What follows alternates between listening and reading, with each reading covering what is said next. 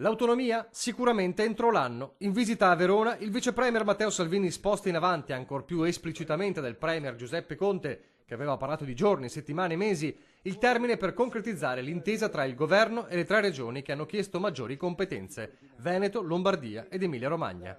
Tante altre regioni stanno facendo la stessa richiesta, ha spiegato Salvini, affermando infine che la presenza della Lega al governo è garanzia che l'autonomia ci sarà. Certo è che alla fine di una settimana che nei piani doveva essere decisiva per incassare lo storico risultato, questa brusca frenata preoccupa e stizzisce chi dal Veneto sta lavorando per raggiungere un obiettivo considerato vitale.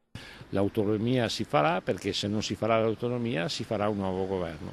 Noi abbiamo dato il reddito di cittadinanza, noi vogliamo l'autonomia. Reduce dal confronto non facile a Montecitorio con altri sindaci anche sul nodo autonomia, Mario Conte, primo cittadino di Treviso, chiede un sostegno unanime. È stata un'esperienza forte che mi ha fatto prendere consapevolezza di quanto dura sia questa partita dell'autonomia e di quanto duro sia il ruolo che Luca Zaia ha deciso di assumersi portando a casa questa responsabilità sulle sue spalle. L'invito che faccio è onestamente al popolo veneto, ai cittadini, di unirsi veramente come popolo in questa battaglia accanto al governatore Luca Zaia, perché non sarà assolutamente facile riuscire a portare a casa l'autonomia, perché è stato chiaro il messaggio dei sindaci, soprattutto quelli del sud, che l'autonomia non la vogliono.